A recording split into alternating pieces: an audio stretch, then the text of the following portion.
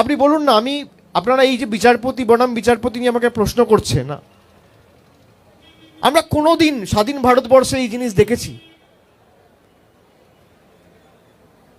যার কাছে আমরা যাই বিচারের জন্য, এই ঘটনা কোনোদিন আমরা স্বপ্নেও ভাবতে পারি?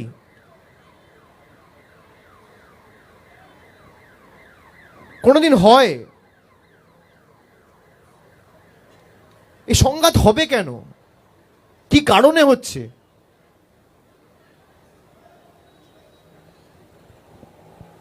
এ তো বিজেপি তৈরি করেছে, আর কিছু লোক বিজেপিকে মদত করছে বলে আজকে আমাদের দেশের এই দুরবস্থা। সে তো আমি বলেছি, যে কেউ আসুক না ভাই, লড়ার অধিকার আছে, তাতে অসুবিধা কি আছে? আইএসএফ এর যে কেউ আসতে পারে, সিপিএম এর আসতে পারে, বিজেপির আসতে পারে, এটাই তো গণতন্ত্রের রীতিনীতি, ঐতিহ্য।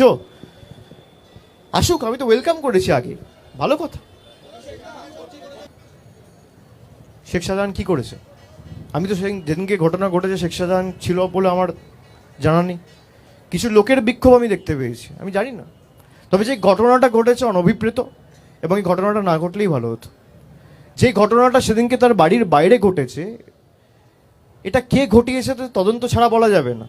এবং তো কেস তো সাবজুডিস, অলরেডি ইডিও মামলা করেছে, অলরেডি সিট গঠন করে তদন্ত হচ্ছে। তো যতক্ষণ না তদন্তে কোনোরকম কোনো ফয়সালা হচ্ছে, আমি কি করে বলতে পারি এর পিছনে কে আছে? আমি তো গণৎকার নই, জ্যোতিষ নই।